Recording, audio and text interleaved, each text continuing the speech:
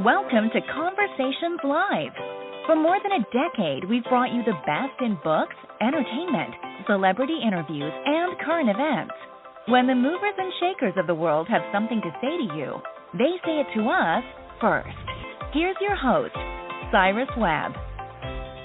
And welcome back, everyone, to Conversations Live. I'm your host, Cyrus Webb. Glad you all could join us once again, but for our radio audience here in Mississippi at WYAD 94.1 FM and WYADonline.com, we're glad that you all could be with us. Also, tuning in through our friends at iHeartRadio and Amazon Music Podcasts. We're glad you all could be with us as well. Well, we're well into spring now, and a perfect book for you guys now heading into summer is the newest book from best-selling author Elle Marr. It's called Strangers We Know. This book takes you on a wild ride, and we've all have heard the saying, you think you know, but you have no idea. That's exactly how you're going to feel going into this book. I'm excited to talk to Elle, not only about the characters, but also what it was like for her to kind of weave it all together and what she hopes you're able to take away from the fascinating ride as well. Elle, welcome back to the program. Glad to have you back on. Thanks so much for having me. I'm excited to speak with you more about this, Cyrus. So, Strangers We Know, a great book. You and I talked last year about Lies We Bury, and you are known, Elle, for bringing in these characters that are, I think, so relatable because, as I said to you last year, they feel like they're so us, and Strangers We Know is once again an opportunity to do that. I mean, the early response has already been in, even before this official release. What has it been like for you to see people kind of already connect with these characters? Oh, it's been a thrill. Every time you write a book, you hope that readers will identify with certain characters and that the story will resonate beyond yourself. But it's really been such a treat to hear other people's perspectives on both genetic testing and adoption and also true crime headlines that were inspiration for this novel, Strangers We Know. Yeah. One thing that I think readers love, especially the nerdy ones like me, Elle, is that, of course, especially, and this is why I tell people, this is another benefit of Prime, because a lot of us were able to pick Strangers We Know ahead of time. Just to be able to read it before the official release. I mean, literally, yes. Right out of the gate, Elle, I mean, even before the official release, over 1,500 reviews pouring in for this book, already a #1 bestseller.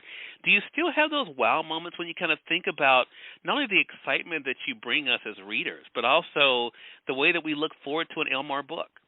Oh, yes, and you're so kind, Cyrus. Thank you for saying that. It's been a wonderful experience out the gate, as you just said. I am grateful for each of those reviews that come in, and certainly in the first month during Amazon First Reads. It's such a treat to have another book of mine selected for that amazing program. And then also, yes, to see and have that confirmation from readers early on that this concept struck them as well as it did me. That's why I wrote it. Yeah. So let's get into Ivy, because Ivy's character kind of brings in what you were talking about with the genetic testing and the sense of self. And I think that was a connection for me.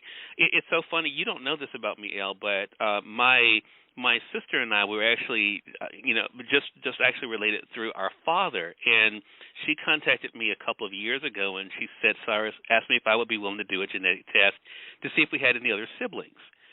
And do you know we found some? And we found other relatives, and it was the most fascinating thing, because our father was killed when we were all young, and so we knew nothing a lot about his family and his background. So honestly, Elle, reading Strangers We Know, it kind of brought me to that moment of discovering things you didn't know, and some things that people, because we had some relatives didn't want to even meet us. Because of their connection with our so this book really you couldn't have had any idea about that, but this book really kind of hit close to home for me. What was it like for you to kind of tell Ivy's story and to take her on this journey? That's a great question, and thank you for sharing your personal experience, because I feel like so many people in this day and age who are experimenting with genetics testing, who just want to find out maybe if they are Neanderthal way back when in their genetic history, and they discover other more modern revelations, such as additional siblings that they had no clue about beforehand. Certainly, I drew on inspiration from my own personal experience. I am the child of an adoptee, and I had always desired to learn more about my medical history. And when I did do the test, I too found some I learned a lot, because we had no contact with my biological family before this test and before we contacted them. And so I think, your experience, my experience, is what a lot of people are now having to consider when they do their own spit sample or their swab of their cheek. There are more things at play than we might realize, and there might be some strangers that we know out there with whom we're not as intimately acquainted as we might have presumed otherwise. Right. It's been really interesting, I think, to see that parallel between reality and fiction. So much so, right? And Ivy finds that out firsthand. And the thing is, Elle, what I love about your books, and not just with Strangers We Know, you've done this with other books too, is that even though, yes, this is, your creation, it really is, I think the reason why readers love your work so much is because it does reveal part of our own truth. And I said that to you actually in our last conversation. And what Ivy discovers, is we're kind of able to see in Strangers We Know, is once you know, you can't unknow. So what was that like for you to play with, right? There is this thing of wanting to know. But then when she finds out things like about one family and finds out all of these things, what was it like for you to kind of take her on this path of once you've opened that box, there's no putting the lid back on? That's a great way to put it, actually. It is a Pandora's box, that knowledge. It was fun to explore that experience from her perspective. I certainly tried to imbue Ivy's perspective and her narrative with my own sense of expectation and excitement, as well as trepidation around what was going to be discovered. I have a great relationship with my biological family members. I've since met them, and I'm very lucky for that, but I know that's not always the case, and certainly that wasn't the case for Ivy up front.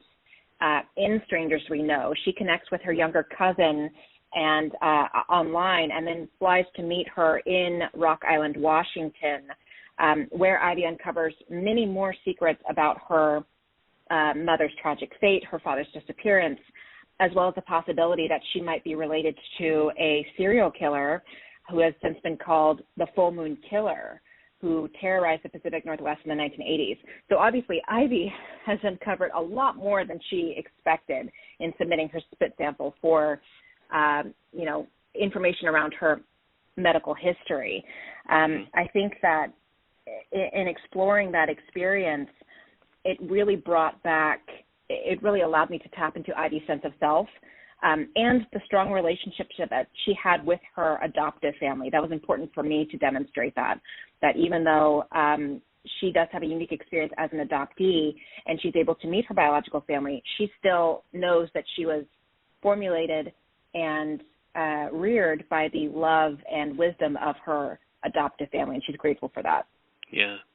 I want to talk around this next part, but I do want to ask you a question, Elle, about it, and that is, as the revelations are coming out, right, and things are starting to click, there is, I think, also this, as you mentioned, this whole idea of, where I come from, who I'm related to, who I look like. What was that like? Because I think a lot of times, like for myself, and even it's funny with my sister, we both do favor our father. Both of us do. Mm-hmm. What I did find interesting was even like when we went on Ancestry and we were looking at a lot of the family members don't have pictures, and I thought about wondering what they look like, and that there was an urge in me, I think maybe after doing the show for so many years, trying to look them up, and I was like, you know what, if they don't want to, if they don't want you to know, don't do it, Cyrus, don't do it, because you just never know.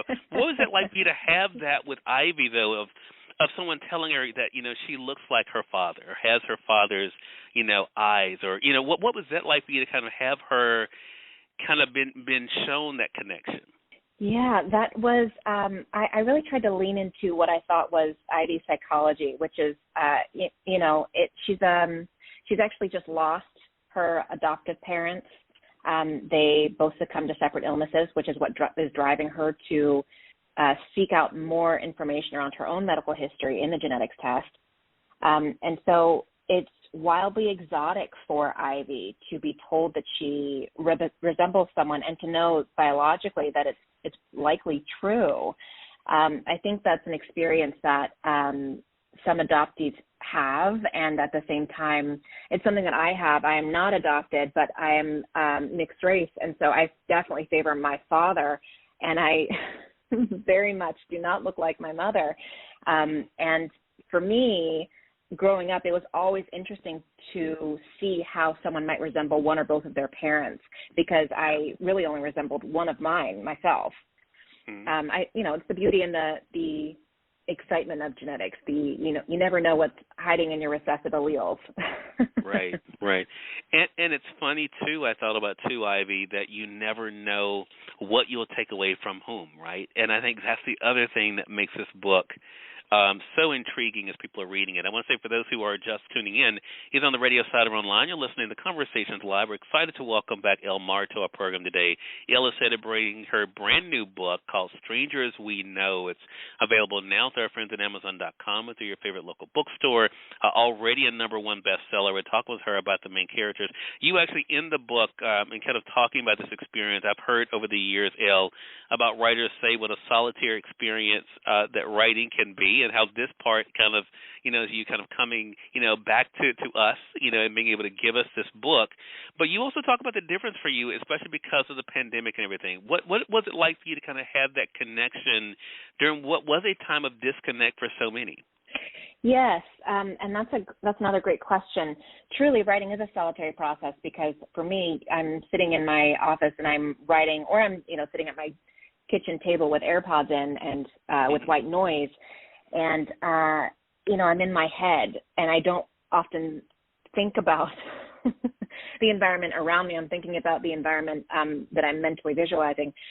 And yet, during the pandemic, while drafting Strangers We Know, I was constantly surrounded by my family who needed things. I have a young toddler, or we were checking up on, like, updates or, what the current COVID climate was for our area.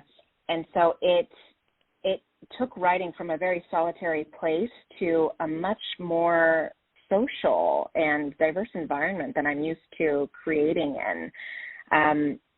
At the same time, I was also writing about a very solitary experience, that is to say Ivy's experience of going from a very hustle and bustle Bay Area life and then traveling to a more rural eastern or central Washington location.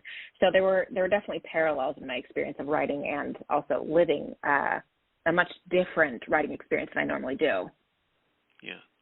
And you have become one of those authors, Elle, as I mentioned, as we talked last year with Lives We Bury, that readers enjoy. And I even said to you last year, the great thing about there being pub days was that it kind of gave us as readers a sense of normalcy in a very unusual time in the world, right? What has that experience been like for you to know that you're helping us just by doing what you love, by giving us books like this? Oh, that's very kind. I would hope that would be the case, because as a reader myself, that's how I feel about books. That's how I feel about these immersive experiences and the people, the authors who take the time to create them for me. So it is a real joy to be able to contribute to, the global library, and certainly for my neighbors and friends more locally. It's an honor. I love being able to create books, and I'm grateful that people are reading them. Yeah, well, I know they're going to love this one for sure. And I will say this, too, last thing, Elle, is that you, I think, are one of those authors. The other thing I appreciate, and the one thing I've learned in my own life, and even though who doesn't want people to be happy, I think you kind of help us to remember that a happy ending isn't always what we see in movies, right? There's always going to be, just like with any incident in life, there's going to be a scar, a memory, a reminder of what was. Do you think also that does add to the relatability? Because whether we're talking about Lives We Bury or Strangers We Know, that's the case, that even if someone may seemingly come out unscathed or at least alive, which is always good, that they are changed. They're not the same people.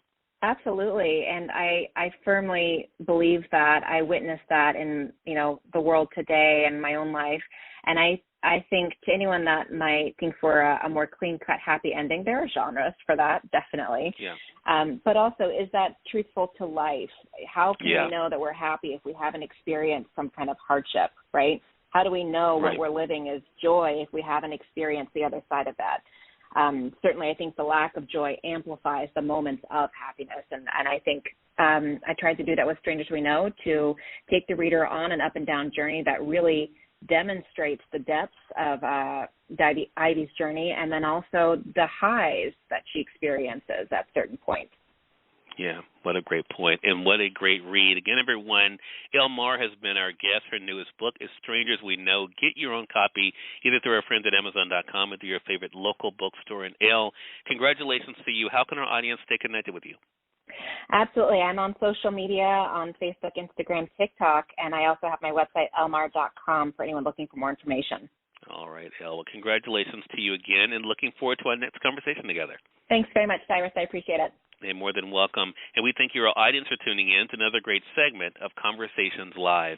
Until next time, I'm your host, Cyrus Webb, saying as always, enjoy your day, enjoy your life, enjoy your world. Thank you all for choosing Conversations Live. Now let's go make today amazing. Take care.